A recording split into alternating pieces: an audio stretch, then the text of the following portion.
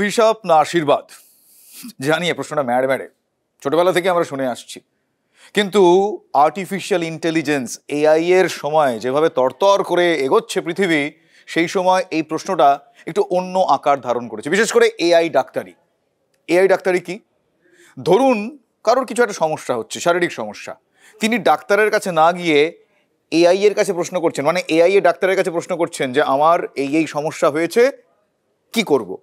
সেই AI doctor ওষুধ দিচ্ছে, সেই ওষুধটা খেয়ে নিচ্ছেন তিনি।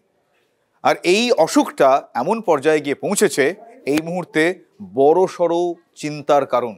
একটু বিস্তারিত দেখার প্রয়োজনীয়তা রয়েছে এবং ভাবার সময় এসেছে। মাথা ব্যথা করছে, কি ভাবছেন? নিশ্চয়ই আপনি এরকম সার্চ করেন। সাম্প্রতিক বিভিন্ন গবেষণা বলছে শুধু আপনি নন, এইরকম সার্চ অনেকেই করে থাকেন। আসলে এই রোগে আমরা প্রত্যেকেই হয়তো কম বেশি আক্রান্ত। না এই মাথা ব্যথার কথা বলছি না, বলছি এআই ডাক্তার খোঁজার কথা। মারাত্মক প্রবণতা, জানেন তো? কখনো কখনো আপনি লিখছেন আমার মাথা ব্যথা করছে বা জ্বর হয়েছে বা গায়ে হাত পায়ে ব্যথা, এআই আপনাকে ওষুধ পর্যন্ত বলে দিয়েছে, এখানেও বলে দিয়েছে। কিন্তু একবার ভেবে দেখুন যে আমার মাথা ব্যথার কারণটা কি, সেটা ডাক্তারবাবু একমাত্র দেখে বলতে পারবেন, তাই তো? মানে কদিন ঘুম হয়নি ঠিকঠাক সেই কারণে, নাকি কোনো টেনশনে আছি সেই কারণে, নাকি কোনো টিউমার হয়েছে সেই কারণে? কারণটা কি? কারণটা তবে খুঁজতে হবে। তার আগেই কিন্তু এআই অমুক অমুক কারণ হতে পারে বলে ওষুধ পর্যন্ত দিয়ে দিচ্ছে।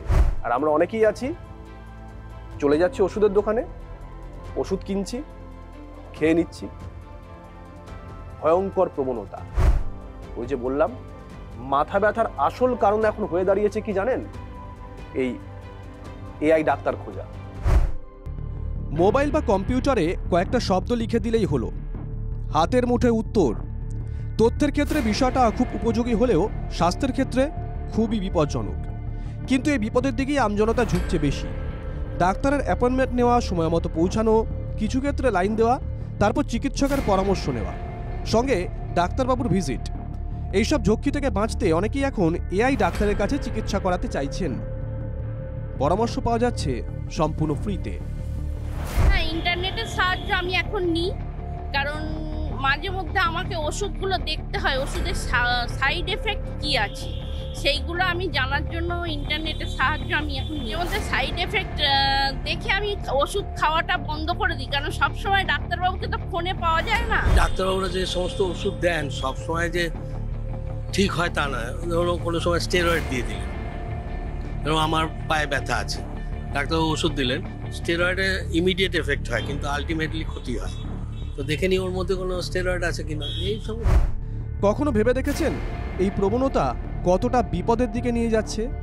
শরীরে কোনো রোগ বাসা বেঁধেছে কি না সেটা না বুঝেই টপাটপ ওষুধ কিনে খাওয়া চলছে, আর শরীরের অ্যাকশন থেকে রিয়াকশন হচ্ছে বেশি।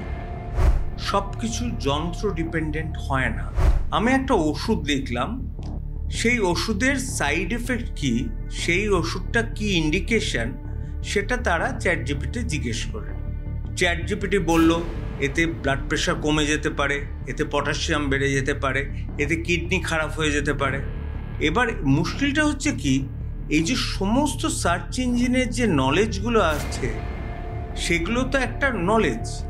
এবার কোন পেশেন্টের উপর কোন ওষুধটা দিলে তার সাইড এফেক্ট হবে কি হবে না সেটা ডিসাইড করে তবে তো আমরা দিই। এবার ভাবুন, বিজ্ঞান আশীর্বাদ না অভিশাপ? Bureau report, TV9 Bangla.